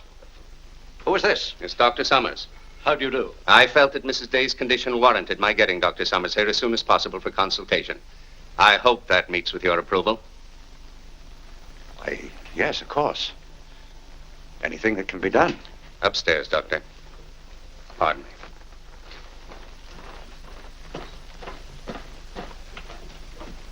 Mrs. Day is in good hands now, Mr. Day. There's nothing you and I can do at the moment to help. Dr. Lloyd. Yes? There's something that's troubling Mrs. Day's mind. Oh? I think you know what I refer to. Yes. You mean the fact that you've never been baptized? Yes, I gathered that you knew about it from your sermon last Sunday. But let's not get angry. I think something had better be done about it. Yes, Mr. Day? When the doctors get through up there, I want you to talk to Mrs. Day. I want you to tell her something. Why, I'd be glad to. You're just the man to do it. She shouldn't be upset about this. I want you to tell her that my being baptized would just be a lot of confounded nonsense. But, Mr. Day... No, she'd take your word on a thing like that. And we both must do everything we can to help her now. But the solution is so simple. It would take only your consent to be baptized. That's out of the question. And I'm surprised that a grown man like you would suggest such a thing.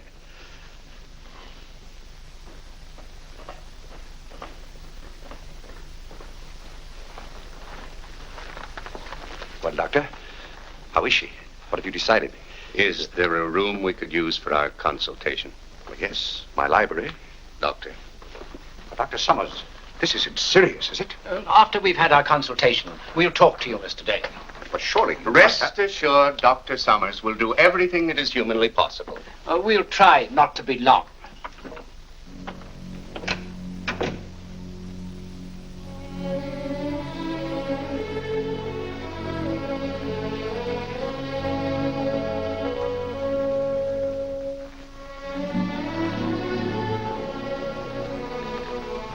Tell me, this Dr. Summers, he's very highly thought of, isn't he? Oh, yes. Lavinia is seriously... If anyone could help her, he could. Don't you think? Very fine physician. But there is a greater help, ever present in the hour of need. Let us turn to him in prayer. Let us kneel and pray.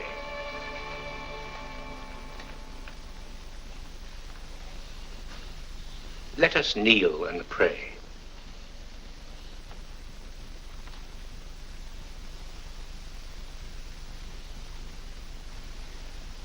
O Lord, look down from heaven. Behold, visit, and relieve this thy servant who is grieved with sickness. Have mercy on her, O Lord. Have mercy on this miserable sinner. Forgive her, and extend thy accustomed She's goodness. not a miserable sinner, and you know it. Oh, God! You know Vinny is not a miserable sinner. She's a fine woman. She shouldn't be made to suffer. It's got to stop, I tell you. It's got to stop. Have mercy, I say. Have mercy, I tell you. What's the matter, Claire? What's wrong? Vinny. Vinny, what are you doing down here? You shouldn't be out of bed. You get right back upstairs. I heard you call. Do you need me? Vinny, I know now how much I need you. Get well, Vinny. I'll be baptized. I promise. I'll be baptized. You will? I'll do anything. Oh, Claire. We'll go to Europe, just we two. You won't have to worry about the children or the household accounts. Or... Vinny. Don't worry, Mr. Day. She'll be all right now. Bless you for what you have done. What'd I do? You promised to be baptized. I did? Oh, Gad!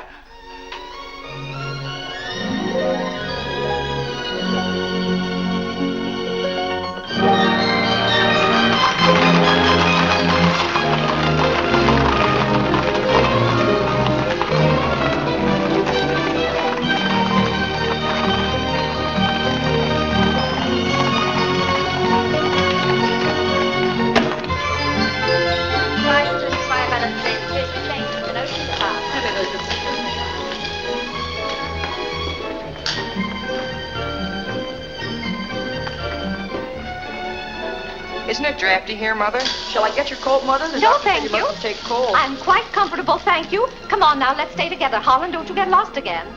Aren't the hats lovely this year? Ostrich feathers. You wouldn't wear that hat, would you, Mother? I think that's very pretty. I think they're all pretty. Oh, I do need some pink silk thread. Oh, isn't this applique beautiful? Just arrived from Paris, madam. It's charming. What are you looking for, Mother? Oh, I'm just shopping. I think I'll just take a plain one. But this is the very latest. We've only had them in a few days. Remember, Mother, this is your first day out. You mustn't get too tired. No, I'm saving myself, dear. I have to. Cousin Cora's coming tomorrow. She is? Does Father know about it? Not yet. Is Mary coming too? Yes, dear. Hiram, don't touch things.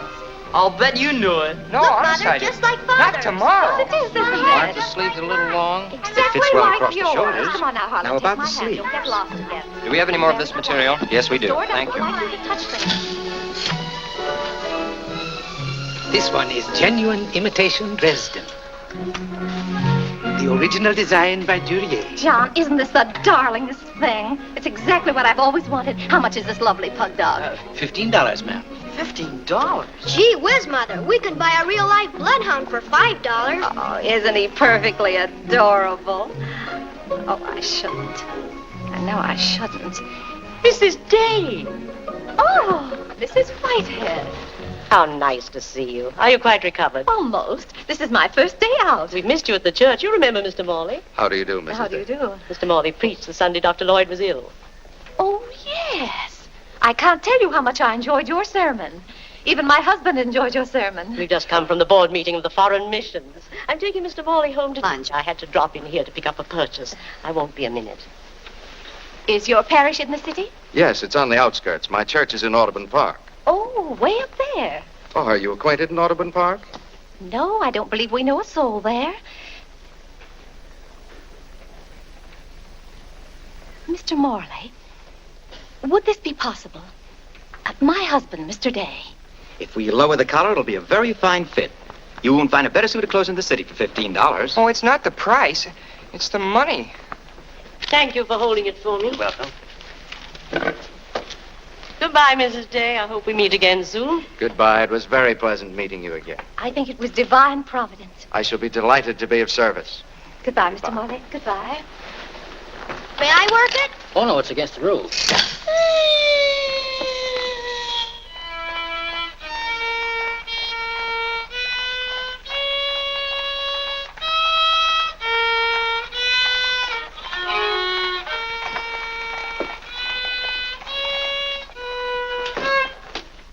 Hello. What did you bring home more medicine for? Dr. Bartlett paid us off, didn't he? Oh, yes. Oh, Jiminy, you scared me. I've got to take $15 right down to McCreary's. I bought a suit there this morning, and I said I'd have the money this afternoon. Gee, that's too bad. What's too bad? Well, you see, Clarence. What? Dr. Bartlett paid us off in medicine. Oh, God! Well, he thanked us, too, for our services to mankind. But my suit, I've got to have it tomorrow. And besides, they're making the alterations. I've got to have $15. Maybe you could offer them 15 bottles of medicine.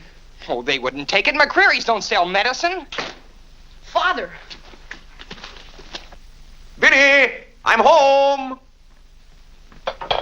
Good afternoon, sir. How's your mother, Clarence? Oh, the ride this morning did her a lot of good. She'll be well enough to go to church with us next Sunday. Ah, fine. Oh, Father, have you noticed I haven't been kneeling down in church lately?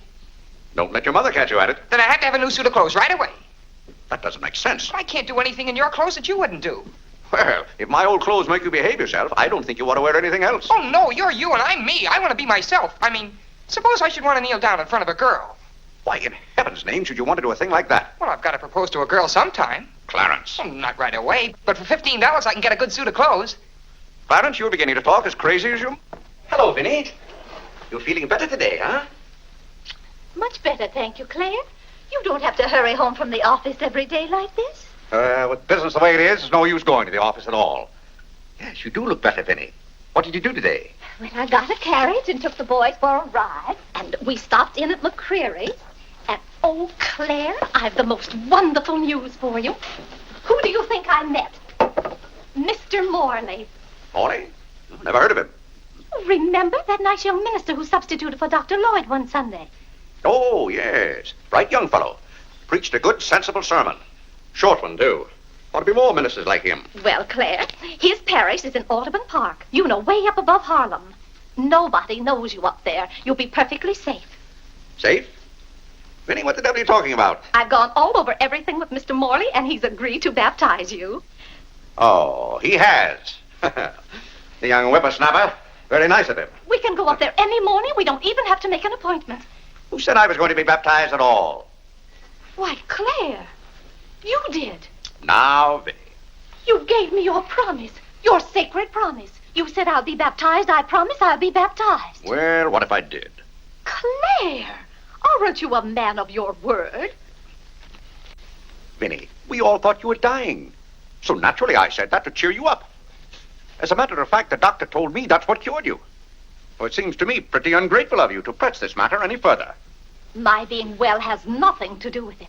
You gave me your word. You gave the Lord your word. And you're going to march yourself up to Mr. Morley's church some morning before you go to the office and be christened. If you think for 1 minute... What in the name of heaven is that? If you think I'm going to let you add the sin of breaking your solemn and sacred promise... I demand to know what that repulsive object is. It's perfectly plain what it is. It's a pug dog. What is it doing in this house? I wanted it and I bought it. You spent good money for that? Claire, don't try to change the subject. How much did you pay for that atrocity? I didn't pay anything for it. I charged it. Charged it, I might have known. How much was it? $15. $15? Claire. For that eyesore? Don't you call this lovely work of art an eyesore? It will look beautiful sitting on a red cushion by the fireplace in the living room. If that sits in the living room, I won't. Furthermore, I don't even want it in the same house with me. Get it out of here. Claire, you're not going to get out of this room until you set a date for your baptism. I'll tell you one thing. I'll never be baptized as long as that hideous monstrosity is in this house. All right. All right. Clarence. That pug dog goes back this afternoon, and he's christened first thing in the morning. You heard him, didn't you, Clarence? You heard him say that he'd be baptized as soon as I got this pug dog out of the house. You hurry right back to McCreary's with it, and be sure they credit us with $15. Oh, Mother, while we were at McCreary's, I happened to see a suit I'd like very much, and the suit was only $15. Well, Clarence, I'm afraid your suit will have to wait until after I get your father christened. Well, no, I meant that since the suit cost just the same as the pug dog, if I exchanged the pug dog for the suit... Why, yes. Then the suit wouldn't cost your father anything. Why, how bright of you, Clarence, to think of that. I'd better start right away before McCreary's closes. Yes. Now, let's see. If we're going to take your father all the way to Audubon Park... Clarence, on your way back, you stop at the livery stable and tell them to have a cab here at 8 o'clock tomorrow morning. Mother, a cab? Do you think you ought to? We can't walk all the way to Audubon Park. But you know what a cab does to Father. This is a very important occasion. All right. Get one of their best cabs, the kind they use at funerals. Well, those cost $2 an hour, and if Father gets mad... Well, if your father starts to argue in the morning, you remember. Oh, he agreed to it. We both heard him.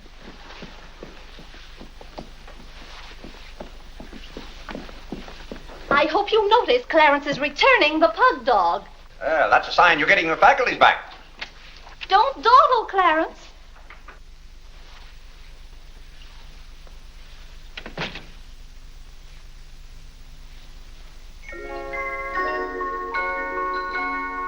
Come to me, sweet Marie, not because your face is fair, dear to see, Vinny, it's good to hear you singing again. but your smile so pure and sweet makes my happiness complete, makes me falter at your feet, sweet Marie. Oh, on the way uptown, I stopped in at Tiffany's and bought you a little something. Thought you might like it. Claire! What a beautiful ring! I'm glad if it pleases you. Oh, Claire, how sweet of you. I don't know how to thank you. Well, it's thanks enough for me just to have you up and around again. You know, when you're ill, Vinny, this house is like a tomb. There's no excitement. That's the loveliest ring you ever bought me. Now that I have this, you needn't buy me any more rings. Well, if you don't want any more... What I'd really like now is a nice diamond necklace. Vinny, Do you know how much a diamond necklace costs? Yes, I know, Claire, but don't you see, you're giving me this shows I mean a little something to you. Now, a diamond necklace. Good heaven. If you don't know by this time how I feel about you. Well, we've been married for 20 years, and I've loved you every minute of it. What did you say, Claire? I said we've been married for 20 years, and I've loved you every minute of it. But if I have to buy out jewelry stores to prove it, if I haven't shown it to you in my words and actions, I might as well... Well, what have I done now? It's all right, Claire. I'm just so happy. Happy? You said you loved me. And that beautiful ring, that's something else I didn't expect. Oh, Claire, I love surprises. But that's another thing I've never understood about you, Vinnie. Now, I like to know what to expect. Then I'm prepared to meet it. Yes, I know, Claire, but life would be pretty dull if we always knew what was coming. Well, it's certainly not dull around here. In this house, you never know what's going to hit you tomorrow.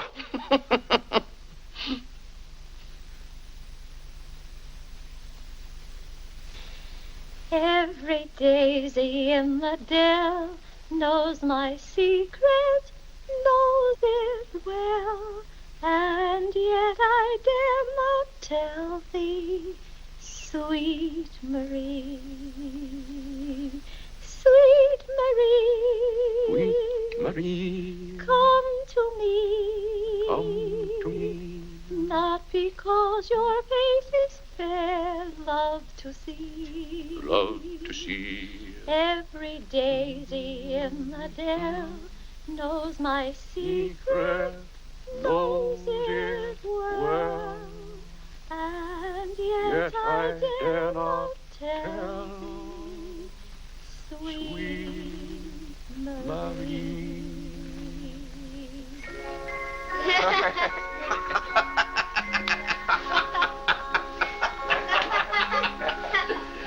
Well, then, Harlan, the very... Who are you? What's your name? Margaret, sir. Can't be Margaret. We've got one Margaret in the house. At home, they call me Maggie, sir. All right, Maggie. If her name's Margaret, that's a good sign. Maybe she'll stay a while. Do you know, boys, your mother used to be just the same about cooks as she is about maids. Never could keep them, for some reason. Well, one day about 14 years ago... Yes, it was right after you were born, John. My, you were a homely baby. Thank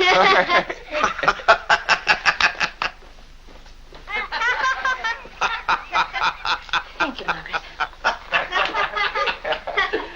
Good morning, boys. Good morning, Good morning, Mother. Good morning, Claire. Morning, Vinnie. Why, you look as though you were dressed for a wedding. Do I, dear? Yes. Have a good night? Yes, thank you, Claire. Sit down, Vinnie.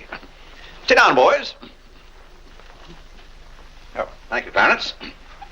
Well, seems to me everyone's all dressed up this morning. What's on the program for this fine day? Well, this afternoon, May Lewis's mother is giving a party for everyone in May's dancing class. Harlan's going to that. I don't want to go, Mama. Harlan, don't you want to go to a party and get ice cream and cake? May Lewis always tries to kiss me. When you get a little older, you won't object to girls wanting to kiss you. Will he, Clarence? This is for you, Mr. Day. Where shall I put it? Oh, that's for me, I think. Take it upstairs, Maggie. Wait a minute, Maggie. Bring it here. That's it. See, it's for me, Father, Clarence Day, Jr. Let me look. Well, that's from McCreary's. And it's marked charge. What is it? Claire, it's all right. It's nothing for you to worry about. Well, at least I think I should know what's being charged to me. What is it? Claire, stop your fussing. It's a new suit of clothes for Clarence, and it isn't costing you a penny. It's marked charge $15. It's costing me $15. And I told Clarence... Claire, can't you take my word? It isn't costing you a penny. I'd like to have you explain why it isn't. Because Clarence took the pug dog back and got the suit instead. Of course. And they've charged me $15 for the suit. Nonsense, Claire. We gave them the pug dog for the suit, don't you see? Then they've charged me $15 for the pug dog. But, Claire, they can't. We haven't got the pug dog. We sent that back. Well...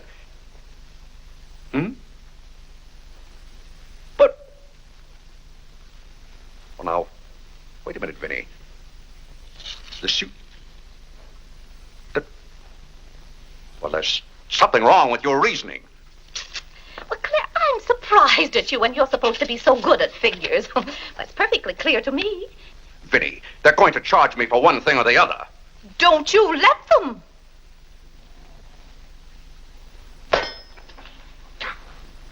Well, McCreary's aren't giving away suits and they aren't giving away pug dogs.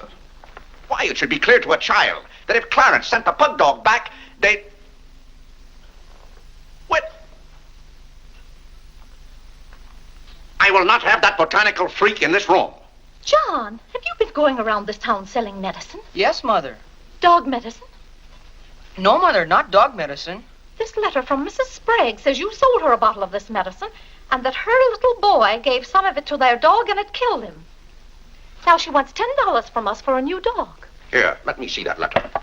Well, he shouldn't have given it to a dog. It's for humans. Why, it's Bartlett's beneficent balm made from a secret formula. Have you been going around among our friends and neighbors selling some patent nostrum? But it's good medicine, Father. I can prove that by Mother. Vinny, what do you know about this? Well, nothing, Claire. But I'm sure John didn't... No, I mean that day Mother was... That's enough. You're going to every house where you sold a bottle of that concoction and buy it all back. But it's $1 a bottle. I don't care how much it is. Here, I'll give you the money now. How many bottles did you sell? 128. 128? Claire, I always told you John would make a good businessman. Young man, you'll have to come down to my office with me. I'll give you the money to buy back that medicine. $128. And $10 more for Mrs. Sprague's dog. That's $138. Thank you, Vinny. But it's all coming out of your allowance. That means that you'll not get another penny until the whole $138 is paid up. I'll be 21 years old. Dog-gad! What's the matter, Claire? What's wrong?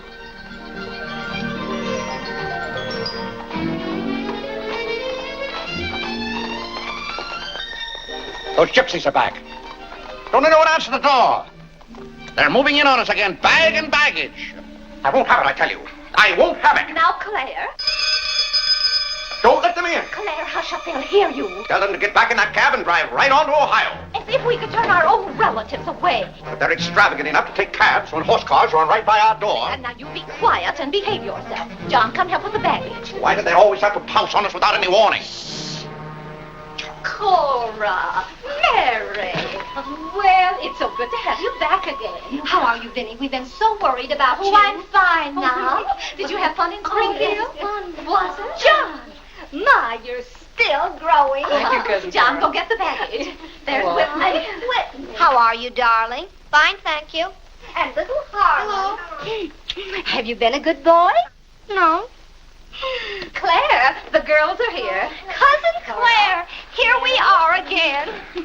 My, it's so nice to be back. How do you do, Mr. Day? How do you do? Come and sit down and have some breakfast with us. Oh, we had breakfast at the depot. Well, we've practically finished ours. I haven't finished my breakfast. Well, then sit down, Claire.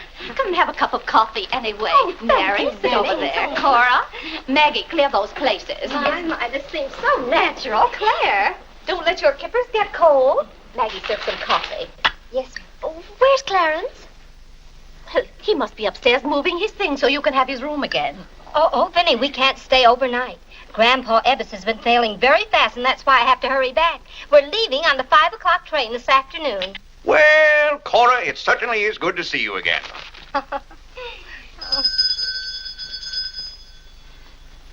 Well, who can that be? Well, this time it can't be another special delivery letter for Clarence. While you were in Springfield, our postman was kept pretty busy. It's the cab, ma'am. Cab? What cab?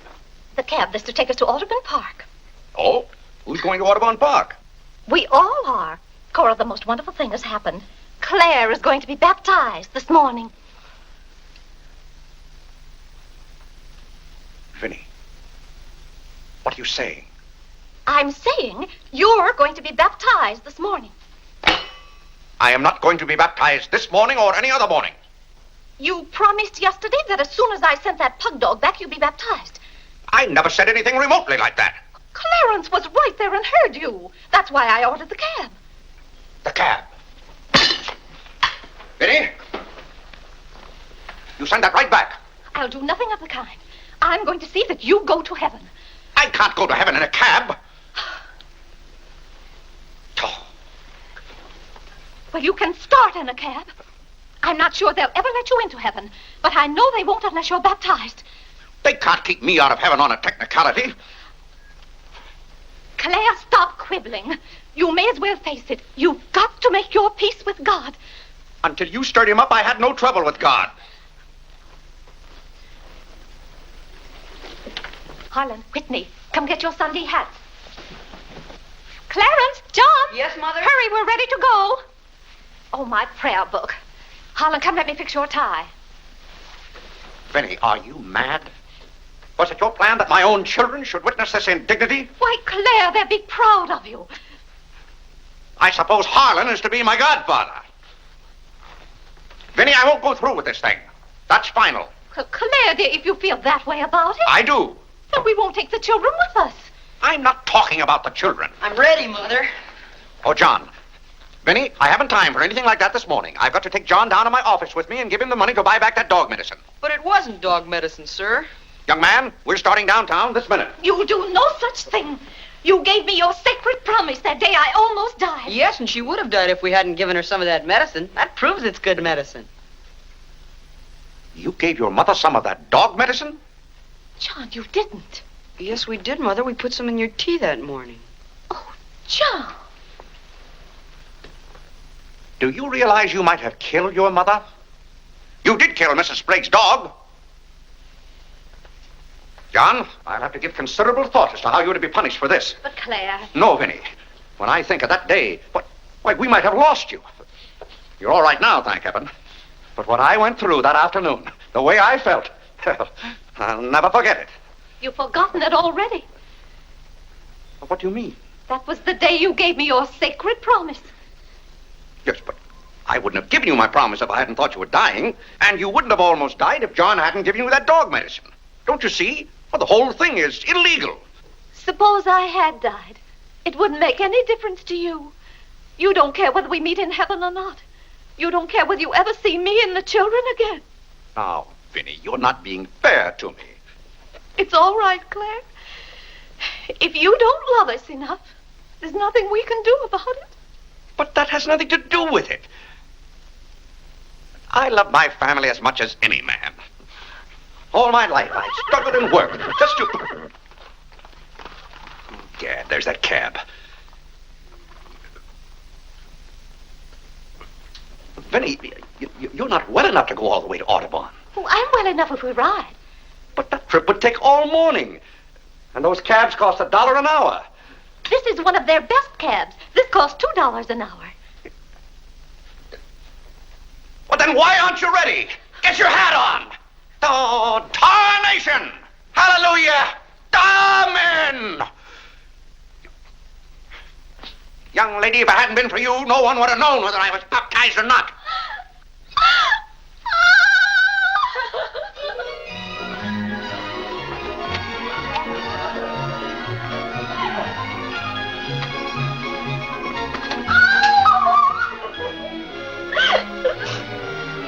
Oh, Gad!